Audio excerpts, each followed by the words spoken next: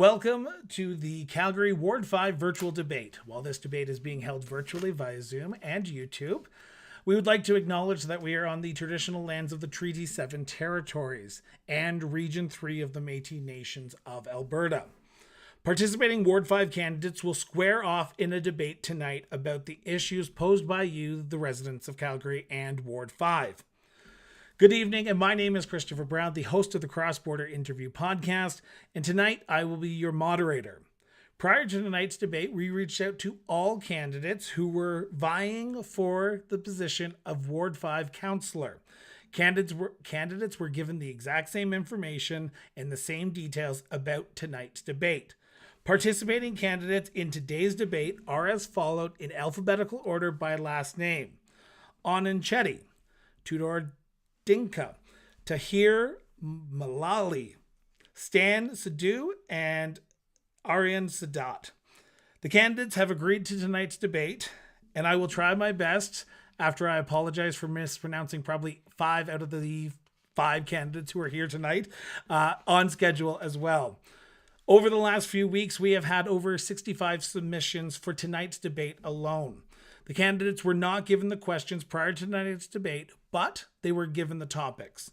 Those topics include policing and safety in our communities, public transportation, COVID-19 and the mask mandate, property taxes, businesses, and your priorities, meaning the candidates' priorities for Ward 5.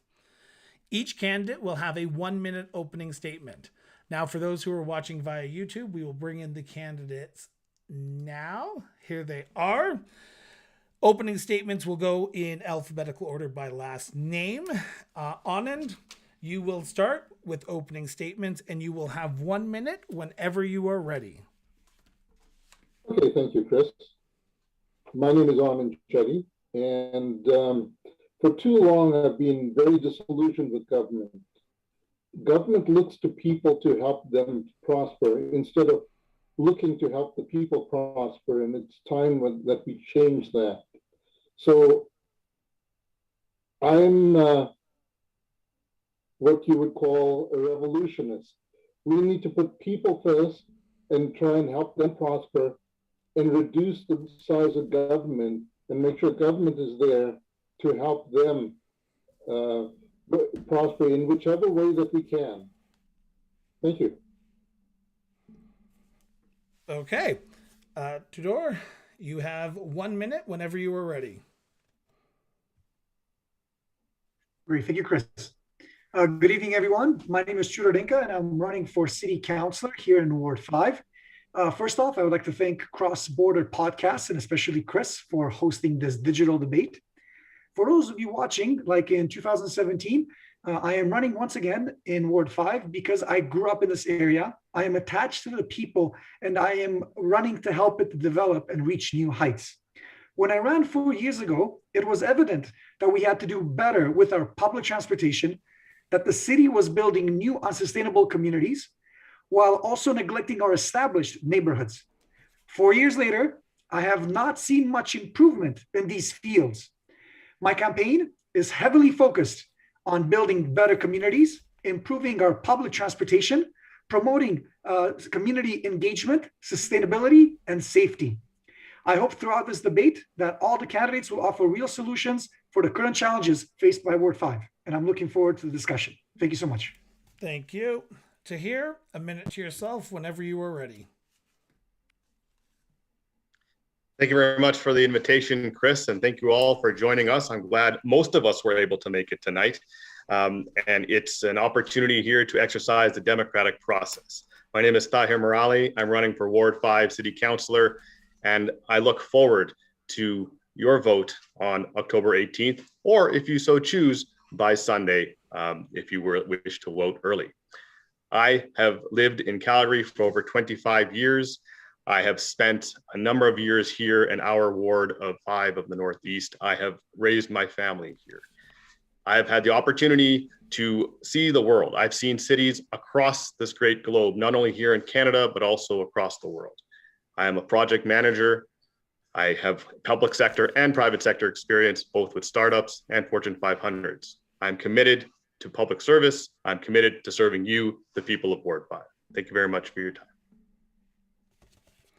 Thank you. Aryan, minute to yourself whenever you're ready.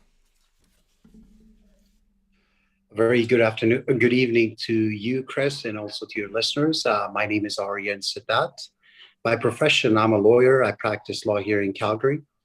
And a brief introduction, I ran in 2017 as well. And starting back in October 2020, I've started to contacting the residents and start talking about the issues that we're facing in Ward 5. Unfortunately, 85% of my platform is from 85% of my platform is from 2017, and I look forward to serving Ward 5 as councillor. Sorry.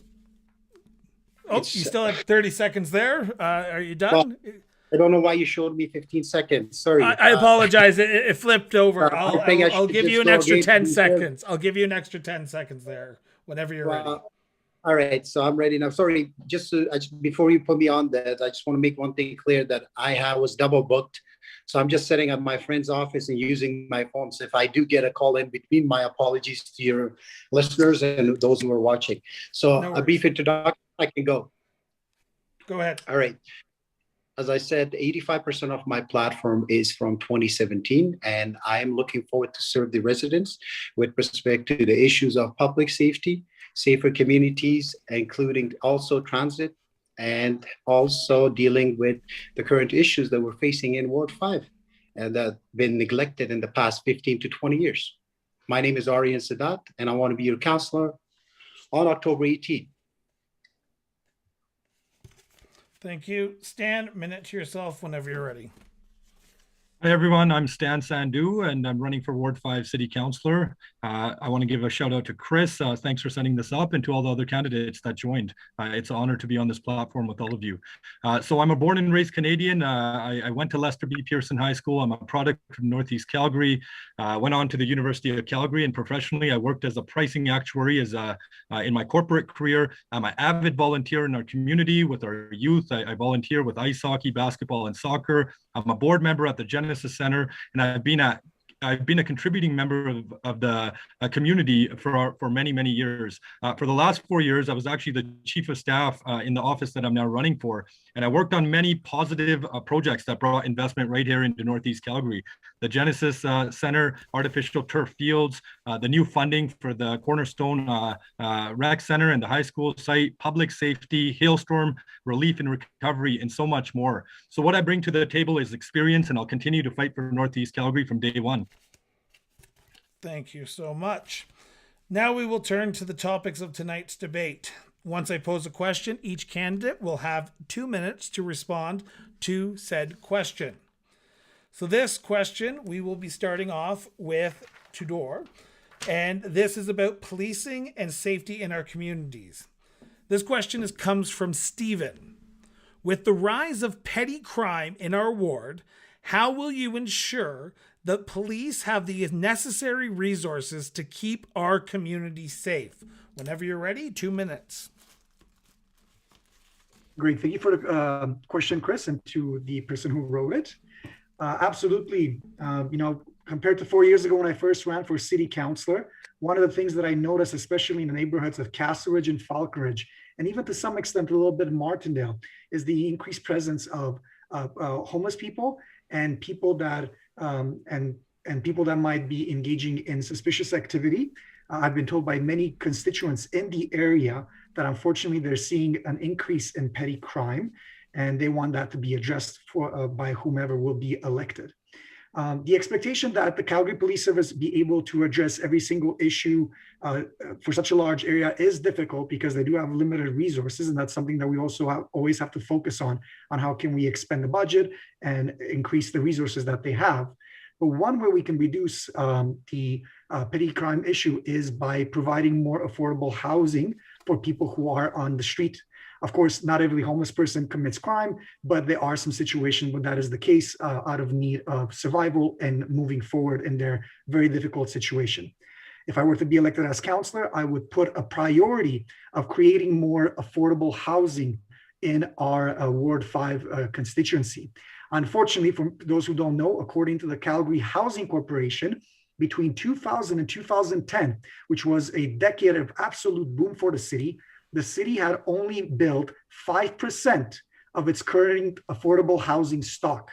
This means that when we had the opportunity to do so, we did not build more affordable housing. And now we're in a situation of recession where people have fallen through the gaps, and we do not have the appropriate housing to address these issues. So that's one way that we can help reduce petty crime, by helping those who are in those difficult situations that have to resort to petty crime in order to improve their unfortunate conditions. Thank you so much.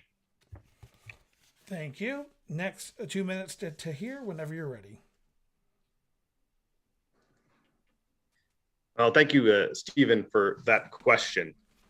Now, the question is, how can the police keep our community safe? And absolutely, the Calgary Police Service are one of the significant pillars of what allows us to live, work, and play safely right here in Calgary, right here in Ward 5. But it's not just the police. It's also the community themselves. I grew up with something called the Block Watch program. And that is something that has allowed communities and neighbors to come together and be able to support one another's communities. We've lost that kind of sense of community within our various neighborhoods. So bringing back the Block Watch in a way that could be supported by technology and enabled by technology, being able to see if we can work with the City of Calgary, the community associations, and of course the neighbors, to be able to implement a solution such that we can provide some of this surveillance and be vigilant about our neighbors. You may also understand that the Calgary Police Service has actually committed $8 million of their own budget that they brought to council towards mental health supports. And that is also an important key aspect to helping support those that are most vulnerable and disadvantaged in our communities, to help get them back on track and reduce petty crime. Up here on the northern side of the ward, we have a lot of petty crime related to thefts from garages, from cars. Every single day, I've been, for example, in Skyview, twice in the same door knock did I have two people tell me that their cars were stolen in broad daylight right in front of their house. This is unacceptable, and there needs to be a support system, not only with the Calgary Police Service, but also our neighborhoods as a whole. So I commit to be able to support that and bring some out-of-the-box thinking to be able to address and build some solutions to some of these problems. Thank you very much. Thank you. Aryan, 2 minutes to yourself whenever you're ready. Can you please repeat the question, please? I certainly can. With the rise of petty crime in our ward, how will you ensure the police have the necessary resources to keep our community safe? 2 minutes whenever you're ready. Well, I'll start with this, that to my understanding, crime, there shouldn't be a petty crime or a crime. The first thing that I'll be working is making sure that we work towards providing more resources to Calgary Police so they can actually provide services and be more present in the area. I would like more police patrolling in the area. And also at the same time, I do want to mention the fact that it is very unfortunate that Calgary Ward 5 has been the hood or all the crime base for a lot of other communities, that they refer their crimes or referring to Calgary Northeast as such. And as a matter of fact, from my door knocking, talking to the residents, one of the major concerns that we have is that everyone that comes to Northeast, it's lack of consequences. So we need to make sure that we have enforceability in terms of what we can, what we cannot do with, especially mental health. There is homeless issues as well here in Calgary Ward 5. It's since past 2 years, it's almost double. And whatever we can to provide them at the same time, I'm not in favor of providing them money so they can go entertain their addiction, because they're putting not only themselves at risk, also the residents. I'll be looking more into to provide talk to the provincial government as well, and also to get proper funding so we can actually help them, provide them jobs according to their skill sets. And of course, those who wants to get help, there should be some sort of job, because if everyone should be on their feet, and if we can help them in any way, that's what my priority will be. It's unfortunate that especially in Falconridge, Castle Ridge, Martindale, a lot of back alleys, a lot of breaking into are happening due to the fact of nighttime by these homeless and people who are addicts. So I want to make sure that we have more police presence patrolling and see what we can do to keep the area safe. Thank you. Stan, 2 minutes to yourself whenever you're ready. So this is an important topic, and sometimes we need to go to the root problem of why these issues are propping up in our communities. And for me, you go back to 2014, our economy took a dip. The oil and gas sector, took a hit. Our economy went into a recession. There was a lot of people that lost jobs. We hit the mental health issues, addiction, and there are so many other things that are correlated that have led to the uptick of whether it's homelessness or encampments that we have now in our communities. And look, this isn't only a problem in Northeast Calgary. I mean, this is happening in different areas across the city. Obviously, we were hit by a global pandemic that made things much worse. Last year, Saudi Arabia and Russia went into a geopolitical oil and gas price war. We went into negative oil territory. And this has impacted everyone across the board. So for me, this is really important. This is a passionate issue of mine. We need to focus on jobs. We need to make sure that people have opportunities. I know through the city of Calgary, we have Calgary Economic Development. We have the OSIP Fund, which is the Opportunity Calgary Investment Fund, $100 million that went into helping corporations invest in Calgary companies and Calgary jobs. I think we can be better with this program in incentivizing and diversifying our economy. But we also have to help individuals and help them with housing. We have to help them with opportunities. And I'm also a very firm believer in the city of Calgary focusing on its core services and doing them very well. And some of our core services are Calgary Police, Calgary Fire, and again, getting out of the way of other places. We have our hands all over the place. And I think moving forward with the post-pandemic recovery, we will be talking a lot about budgets, and we need to make smart decisions. And that's why experience is necessary. And that's what I bring to the table. Thank you. Anand, 2 minutes to yourself whenever you're ready. Thank you.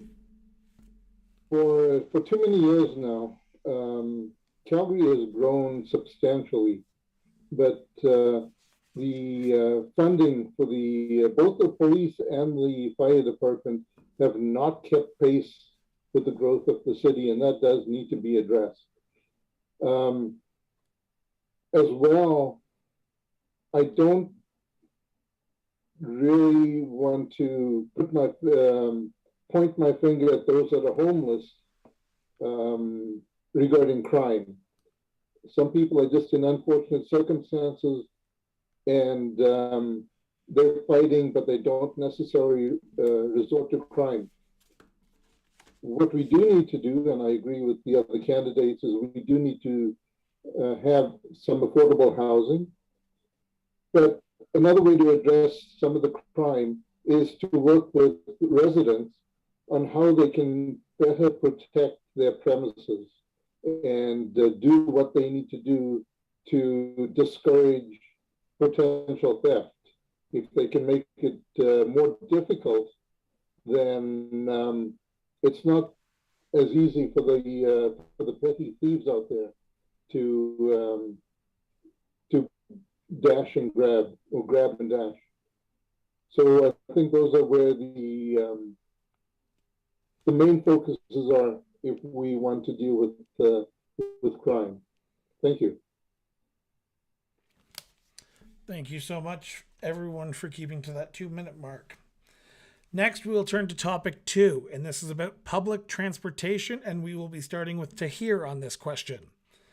This question is posed from Debbie.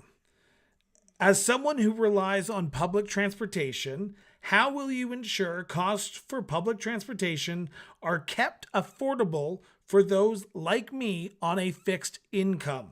Tahir, 2 minutes whenever you're ready.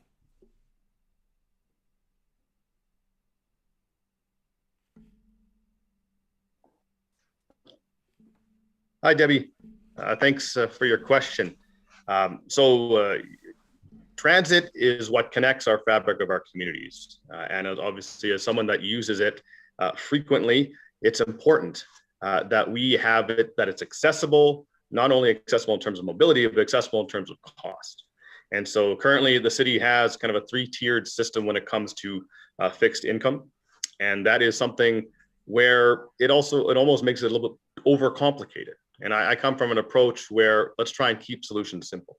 So if we could have a single tier, 1-tier level that would allow folks on fixed incomes to know exactly how much it's going to cost them, that they don't have to worry about having the correct amount of change in their pocket every time and wondering which tier they fit into. If we can make it straight and direct, that may help. Now, there's obviously a cost benefit between the amount of investment and new investment into extending transit and supporting it, but also investing in current transit supports. I've heard from many people at our doors that say, well, it's great that we have these wonderful new communities and even existing communities, but we don't have a reliable transit. For example, a bus that runs in one direction for 3 hours in the morning and 3 hours in the evening is not sufficient for people to get either their kids to school, their parents to their appointments, or what have you, even to get to your job. That is not acceptable in the city of Calgary anywhere. So we need to not only address the faults and the issues we're having when it comes to getting reliable transit and understanding how we can support folks like yourself to use a functional, connected, robust transit system. And I've been fortunate to see a number of different ones over the years in different wonderful metropolises. And our rates, our fares are actually on par with Toronto. But Toronto's got a population of millions. We're at 1.3, 1.4, and we have the same fares. Thank you very much. So much. Aryan, 2 minutes to yourself whenever you're ready.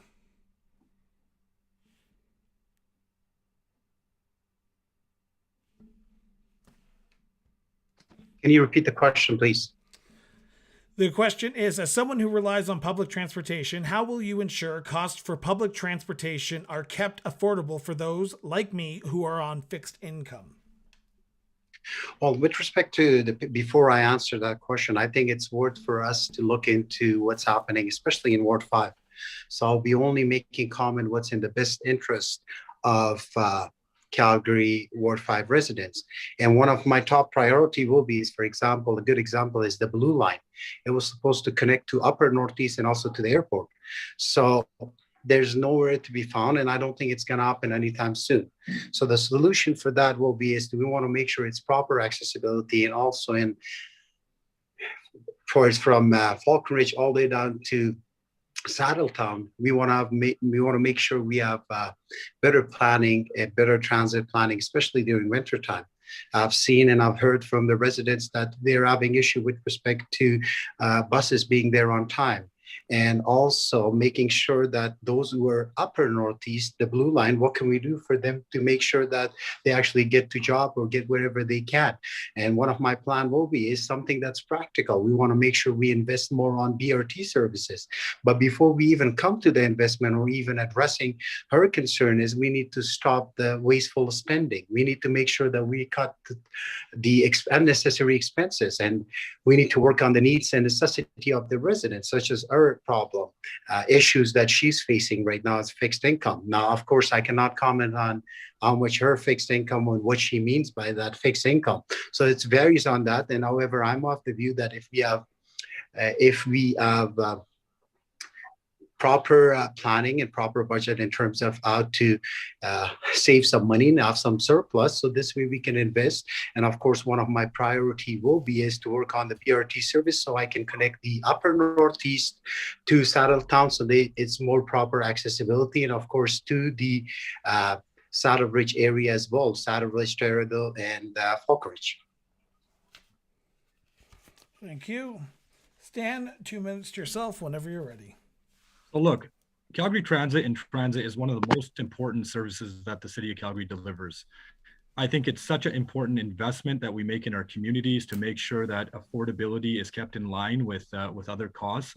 And whether it's the cost of transit or anything else from the city of Calgary, we need to be clear that the city's revenue sources are obviously fee-for-service, the municipal taxes, and obviously investment returns. Over the last several years, as I was talking about, in 2014, we took a hit in our economy. Our downtown office towers hollowed out. They're 30% vacant right now. We're trying to keep our services and amenities and programs at par, but we lost a lot of the revenue from the downtown office towers losing their valuation. So I had a lot of creative ideas about being proactive and not reactive in the way we do taxation. And unfortunately, through the Municipal Government Act, cities are very limited in the way that they can get creative with taxation powers. And so what I will do on day one is advocate to the provincial government, the Minister of Municipal Affairs, to make sure that we are proactive and we have the right tools to make the right decisions for all Calgarians, including those on fixed income. Look, like I said, I'm a proponent of Calgary Transit. I know the value it brings to our communities, the accessibility it gives to everyone, from our seniors to our youth to our students and everyone in between. I will fight for the Blue Line LRT extension. Right now, it ends at the Saddletown station. From the City of Calgary's perspective, we have all the planning in place for the Savannah station. We'll get the funding in place. We'll work really hard to advocate for that. We'll also push on the airport connector. I always say international cities, major cities have amenities that are world class, and so we need that airport connector as well. And I'll fight for the BRT connector as well. So LRT and BRT expansion is something I'll fight for. Thank you so much. Anand, 2 minutes to yourself whenever you're ready. Thank you. For as with many other services, the money is spread too thin. There's the budgets are tight. So how do we rectify that? We have to look at what the city costs are. And while businesses have taken a huge hit, downtown has taken a huge hit. Our city expenses have not, the city's been very reluctant to cut expenses. Almost 1/3 of city employees makes approximately 100,000 or more, and that's not including your pensions and your benefits. So if we want to afford to give lower income and people that are disabled, if we want to be able to service them better, we need to look at city expenditures and reduce those and be able to shift those monies into areas for people that really need it.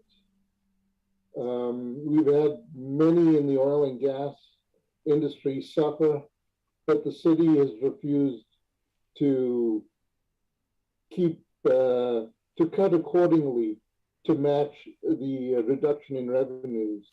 And I disagree with any new taxations. I disagree with the city going to the province begging for new tax powers.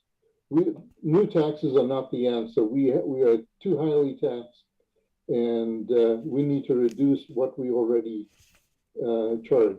Thank you. Thank you so much. Tudor, whenever you're ready, 2 minutes to yourself.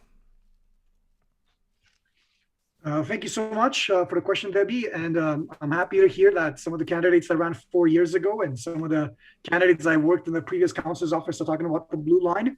4 years ago, I was the only candidate in Ward 5 that brought the importance of the Blue Line and the importance to bring it forward and to get it built. But before I make that point further, I want to address Debbie's question. So in order for us to maintain public transit affordable, yes, we have to maintain the low income passes. However, as Mr. Sadat said, that depends on what your fixed income is. But more importantly, we have to offer transit users more choice. In other cities around the world, they have choices such as a 24-hour ticket, a 3-day ticket. They have 1 weekly passes, 2 weekly passes, 1 month passes. They have even weekend passes. They even have evening passes. I've written about this on my blog called Fair Choices, if anybody would like to read more on that. What's important about making transit affordable is that We sometimes measure just how much money we get from the tickets, the people that use transit, but we often do not calculate the cost saving that we get from taking people from driving the car off the road. Road maintenance, road infrastructure is the most expensive part of any city's budget, especially in a city like ours that has so many kilometers of road. So the more people will get on public transit, the better we have a chance of saving money overall in our budget. So that's how I would adjust that. Now, in regards to the blue line, I'm happy that Stan was pushing for that, but it's important to ask him why in the last 4 years there has not been any kind of community engagement on the plans of the blue line that were last updated in 2019.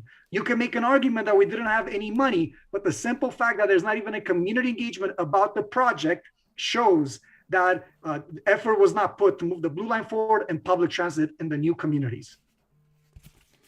Thank you so much for that. I will say this, all candidates agreed that we wouldn't be doing rebuttals, so we will be moving on to the next comment. Candidates, you can respond on your own social media pages after this. Topic 3 is COVID-19 and the mask mandate. This question is going to start off with Aryan. Aryan, this question is from Devinder. I hope I'm pronouncing that name correctly. I do apologize if I'm not. The Northeast, and particularly Ward 5, has been accused of being a COVID-19 hotspot. What are your views on this? And what are your views on the mask mandate recently passed by council? Aryan, 2 minutes to yourself whenever you're ready. Well, there's two-part questions to that, so I'm going to answer first the second part. The first one I'll be saying with respect to the vaccine passport and mask, I believe the health guidelines should be left to the experts, including our public health officials and medical doctors. And once the cases of COVID start declining, businesses should have the flexibility to decide whether or not they want to have the passport in place. And with respect to the comment of Calgary Northeast, it's unfortunate. It's not only about COVID, it's about everything, policing, transit, anything you call, it comes in and they say that, well, it's about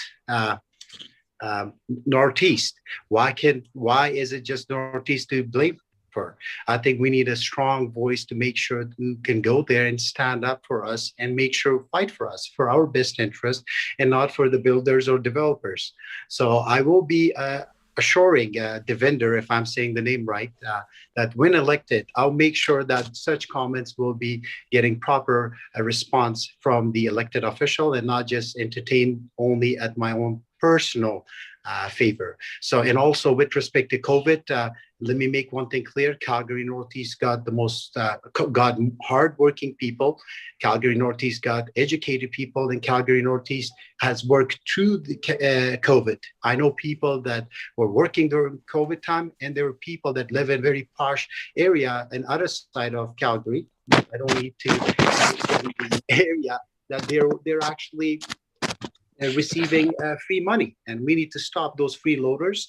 And actually, I'm proud to be a Calgary Northeast, and I'll make sure that I stand up for Calgary Northeast.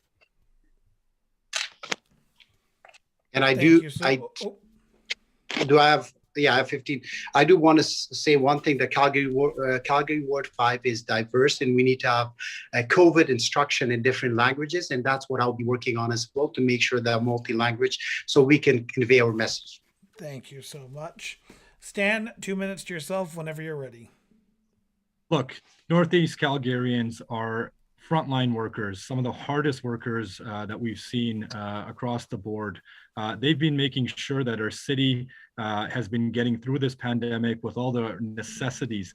The truck drivers, the taxi drivers, the transit drivers, retail store workers,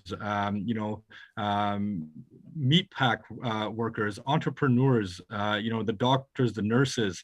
And so I'm also passionate about Northeast Calgary. And look, I was offended that there were certain individuals and different levels of government that took shots at Northeast Calgarians and tried to accuse us of certain things in terms of the uptick in numbers.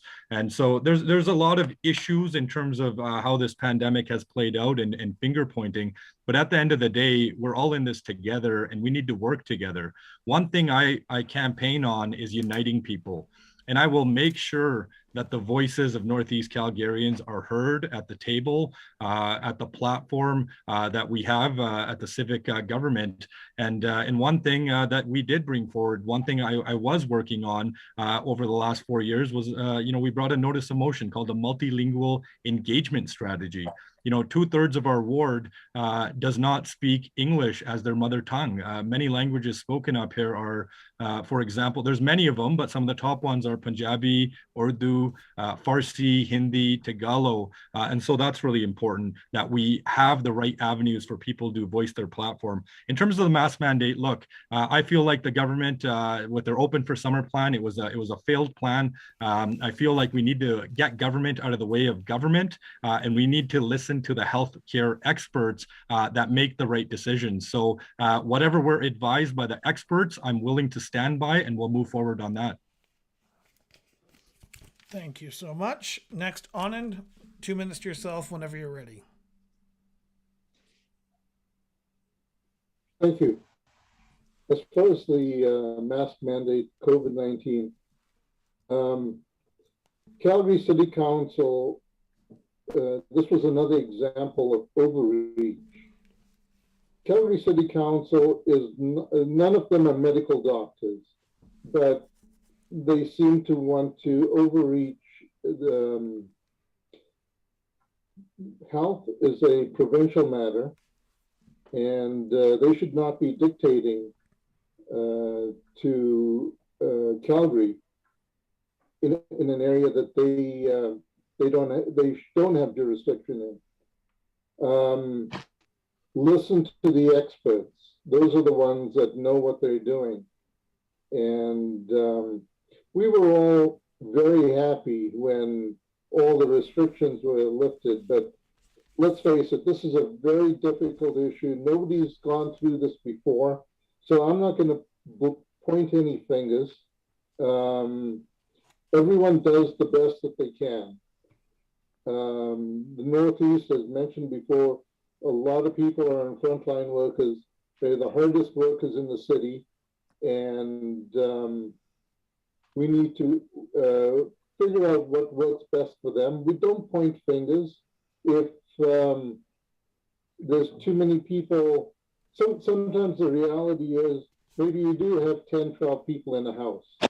Well, they're doing that to survive.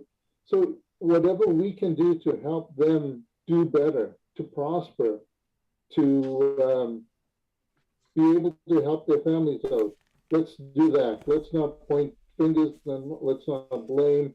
Let's figure out what we can do to help Ward 5 become more prosperous. Thank you. Thank you. Tudor, 2 minutes to yourself whenever you're ready. Thank you so much.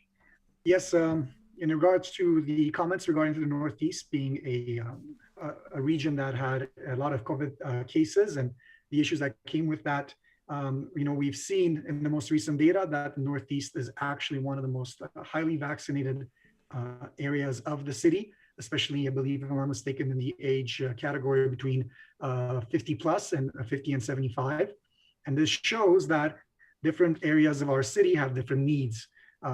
Because, as mentioned by the other candidates, we have frontline workers, we have multi-generational families, and these present different challenges and different risks that come during a pandemic. So it's great to see that the rate of vaccination is so high in the Northeast, especially in the vulnerable groups, vulnerable demographics to this pandemic. In regards to the mask mandate and the vaccine passports, of course, I don't think anybody really likes them, but the reality is, under the current circumstances of our healthcare system, the way it's being stretched and the numbers that we have in the ICU, we don't have many other choices. We have to be mindful of that. And in regards to doing that, whatever is going to help us reduce the increase of cases and reduce the numbers of ICU cases, it is necessary. And unfortunately, until those ICU numbers decrease, we have to apply these mask mandates and vaccine passports in order to ensure that our healthcare system can address the issues and the maladies of those impacted both by the pandemic, but also to those who might have very serious illnesses that do not have to do with COVID-19. Thank you. Thank you. Tahir, 2 minutes to yourself whenever you're ready.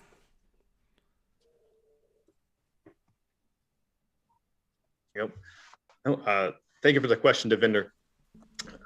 I absolutely support the public health measures that have been passed by council, and that's in the interest of ensuring that we keep not only ourselves safe, but our families, our neighbors, our friends, our coworkers, those that we choose to spend time with, and to ensure that we are all keeping each other safe.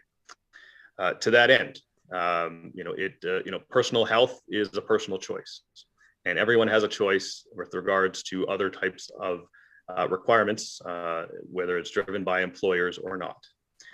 But what I've heard at our doors are that people are comfortable with the choice. Businesses want to be able to stay open. They want to be able to have their clientele come on in, and they are comfortable with supporting certain mandates to allow their businesses to thrive. I'll go back to the point of choice. They have, their clientele have the choice. If they want to visit the establishment or not, that is their choice. So whether, some people are for and against an issue, at the end of the day, it's about being safe and making decisions based on the best advice of the experts and professionals available of the day. Now, I will be very critical of the political maneuvering by the provincial government when it came to a wide swath of covering the entire Northeast to say that lay blame or what have you. This is not what we should expect from our partners in provincial politics, and we should be able to work together collaboratively to find some of the solutions to these issues. Now, as someone who lives in Ward 5, and those that do live here would have seen that at Prairie Winds Park, there are a number of different languages that are provided regarding the public health awareness and emergency that is out there. And in fact, when the pandemic first came out, they had a switch. They went from English to 6 different languages. Overnight, there was folks that understood what capability was going on. Thank you very much. I'm going to interrupt this debate for one quick second. I'm monitoring YouTube right now just to make sure that our recording is getting out there. To those who are watching and those who are commenting, I do appreciate that people are passionate about certain candidates, but if you can stop the name calling, that'd be greatly appreciated. Let's be adults in the room and let's have an adult conversation, because at the end of the day, that's what we're doing as adults. Topic 4 is property taxes, and we will be starting with Stan on this question. Stan, this question is from Mandy. My husband and I just bought our first home in Ward 5 in the summer of 2020. My husband, though, has recently lost his job to the 4th wave of the pandemic. What are your views on regarding property taxes, and what will you do to keep our property taxes low during these hard times? 2 minutes to yourself, Stan, whenever you're ready. Mandy, that's a great question. So I want to go a little bit into my private sector experience. As a pricing actuary, I worked in detailed, sophisticated pricing models, and that's what I bring to the table. When I was discussing a review of the MGA, I wasn't talking about additional revenues for the city. I was talking about getting creative so that when times get tough, we don't have to come to the residents or the industrial or retail or small businesses to ask for a little bit of money. So I think we need to take bold action on these issues. Calgary has been a boom and bust economy for many years. We need to be proactive rather than reactive.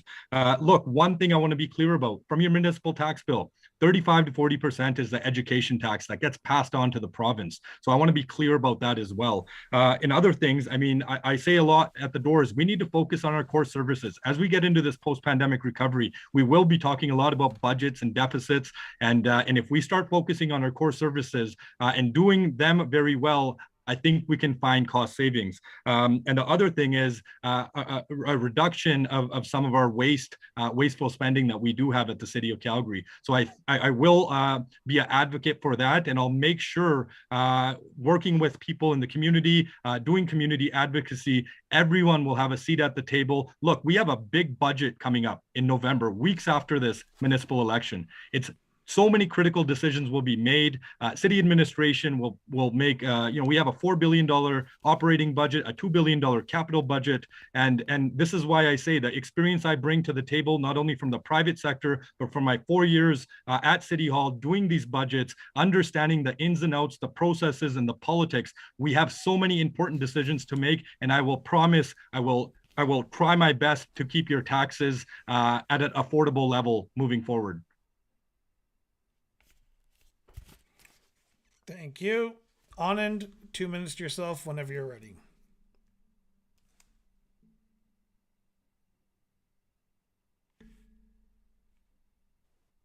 Sorry, could you repeat the question again? Certainly. This question is from Mandy. My husband and I just bought our first home in Ward 5 in the summer of 2020. My husband, though, has recently lost his job due to the fourth wave of the pandemic. What are your views regarding property taxes, and what will you do to keep our property taxes low during these hard times? Whenever you're ready, 2 minutes. Thank you. As I said before, the city does need to reduce the expenditures. The city has not done enough to cut their budgets when times were tough.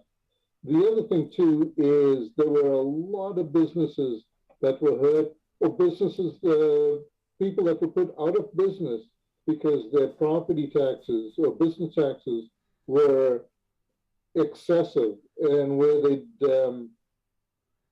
in over a period of 1, 2, 3, 4 years had gone up astronomically. We can't do that. We need to work with businesses to make sure the businesses can thrive. And if we can make sure the businesses thrive, then people will keep their jobs. It's as simple as that. It's not rocket science. Once again, the city needs to look at and help people prosper, because when people prosper, when businesses prosper, the money will be there in taxes for the city. Thank you. Thank you. Next is Tudor. Whenever you're ready, 2 minutes to yourself. Thank you, Chris. In regards to the question in regards to property taxes, now we can keep them low. Unfortunately, this is another topic that I talked about 4 years ago. We've seen very little change into how to address this issue. Back in 2017, when I ran for city councilor in Ward 5, I was the only candidate that said, if I were to be elected, I would not vote for any new communities. Unfortunately, in 2019, we had seen the city council approve 14 new communities, all new suburbs. And in doing this, what we are doing, we're increasing our footprint of our city. And we are stretching our current tax base in order to provide those services in the farthest edges of the city. As a result of this, the city's not building necessarily higher density neighborhoods. So what happens is they have to increase your property taxes in order to make up for these services. This is not sustainable. We've been very fortunate from the early 1990s until about 2015 to have economic booms where the developers have come and they brought the money. However, if we keep experiencing economic stagnation as we have thus far, we are not going to have enough revenue to provide the services at an acceptable level all over the city. This means that your property taxes will continue to increase. There is no real short-term solution. But what we can do is some first steps. Some of these first steps include, we have to draw a line on how much we sprawl our city. We have to stop doing that. And we have to look at how we can increase our density within our existing borders. We have plenty of space around transit hubs like C-train stations and transit loops where we can build higher density communities. This will increase our taxpayer base within our current footprint. In doing so, that means that we have more people contributing, which means that we don't have to put as much of a burden on individual property owners. So that would be one of the solutions. But by far, the reason why your property taxes have been going up is because of our urban sprawl policies of the past 20 years. This has to change. Thank you. Thank you. Tahir, 2 minutes to yourself whenever you're ready.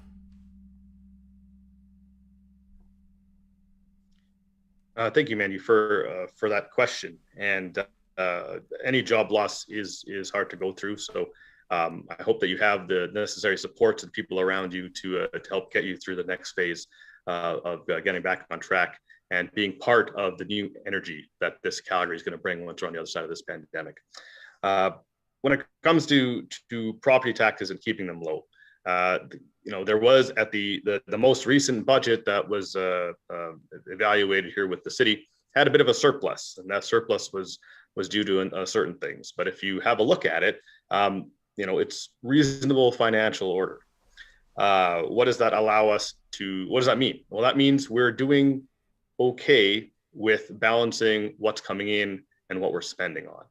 But there are many areas for improvements and efficiencies to be able to make it more cost effective for certain services or for certain city services, and being able to deliver accessibility to you, the citizen.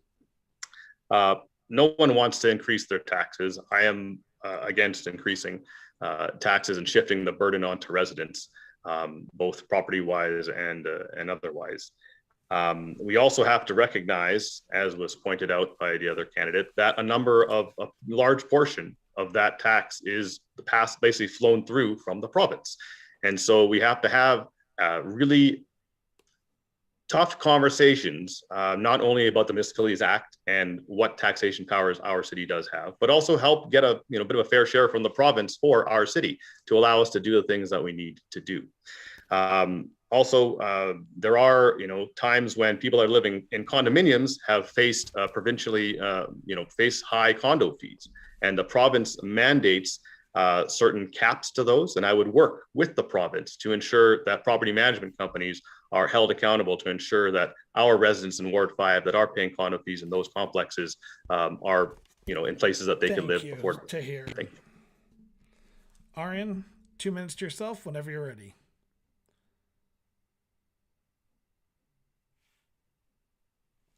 Aryan, 2 minutes to yourself. Can you repeat the question? Sorry, I was on mute. I was talking to myself. This question is from Mandy. My husband and I just bought our first home in Ward 5 in the summer of 2020. My husband, though, has recently lost his job due to the fourth wave of the pandemic. What are your views regarding property taxes, and what will you do to keep our property taxes low during these hard times? 2 minutes to yourself, Aryan, whenever you're ready. Mandy, congratulations on your purchase of your first home, first of all. And it is unfortunate that there are a lot of people like yourself in Calgary, Ward 5 especially, facing the same difficulty. As a matter of fact, with respect to property taxes, I do want to mention that they have been on the rise, even during the pandemic. And I believe the city had a surplus of 98 million, while Calgarians were struggling to pay taxes and bills. However, it's also worth mentioning that the city started to tax reform initiative, but they did not complete it. We need predictable taxes and fiscal responsibility to ensure Calgary remains an affordable city. But having said that, since I have extra time, I do want to mention it is unfortunate that in the past decade, the property taxes are almost double, but the services that we are receiving is not double. And I'm of the view that if the property taxes are going up, at the same time the services need to be going up as well. It's unfortunate that especially Calgary Ward 5, we're having issues. We're paying property taxes, but we're not getting the services we deserve. Snow plowing, Southwest, Southeast, Northwest gets their share. We're not getting our share done. So I understand that it's not related to her question, but at the same time, it is related to property taxes. Because if you're paying property taxes, we need to make sure that we receive the services. And as I said earlier, I want to make sure that we are fiscally responsible and we cut the wasteful spending so we can make sure that we work on the needs and necessity of the residents. And I'll assure you, when I get elected, I'll be looking into all those accounts and see what we can do, especially also with the NMAX utility bills as well, that a lot of residents are complaining. Maybe there are unnecessary charges that we're going to be looking into. So I'll be making sure that I will be your voice on council and not the council voice on you. Thank you. Thank you, everyone, for trying to stick to that 2-minute mark. This is topic number 5, and we're going to be starting with Anand on this question. This question is from Carlos. I have recently thought about starting my own business. I have found the process dealing with City Hall, though, overwhelming. How will you, as my next city councillor, navigate the process in City Hall help me navigate the process at City Hall after you get elected on October 18th. Anand, 2 minutes to yourself whenever you're ready. Thank you. I, as a businessman, am very keen on helping others start their own businesses. So my office is going to be open, and I will have one of my staff dedicated to helping people start their businesses and guide them along, help them through the processes. So anyone in Ward 5, if they're in business or not, can come to me or come to my office, and we will help you. We will help guide you. We will give you some advice. As a businessman, I've made many, my network is fairly large. So we can always help. We can give you advice, and we can point you to somebody else in my network that can possibly come alongside you and help you through the process and help you build your business. It's not just getting through the process, but it's also helping you build your business once you're through the process, because we want to see you successful and thriving. Thank you. Thank you.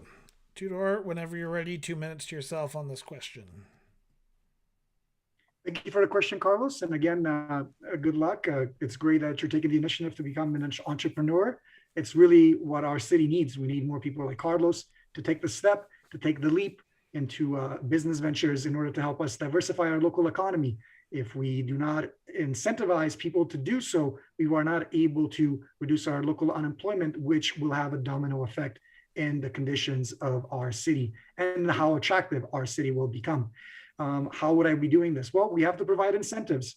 We have to provide for small and medium-sized companies incentives, be it tax breaks, be it other type of policy instruments that would encourage them to jump in, to dive in and invest in our areas. If they provide certain services that we are lacking in certain areas, there should be extra incentives there as well. Basically, I have close relationships with business owners, and it's remarkable the amount of work that they put forward. They work not just in 8-hour shift, they work 12, 14, sometimes 16 hours a day. And the last thing that they need is the city putting more roadblocks in their way, making things more challenging. So we have to look at what are the biggest obstacles. We have to have a broad dialogue with our business owners in Ward 5, see what the biggest obstacles are. And based on that, we have to make a list of the main things that are the most common challenges to all these businesses. Because whatever is that challenge to these local business owners that currently have those businesses will more than likely be an obstacle for future entrepreneurs in the area. So that would be kind of the approach that I would bring to the table: dialogue and a proactive solution-seeking attitude, so that we can encourage more and more Calgarians, especially those living in Ward 5, to pursue their entrepreneurial ambitions. Thank you. Thank you. Tahir, 2 minutes to yourself whenever you're ready. Hey, Carlos, congratulations on starting a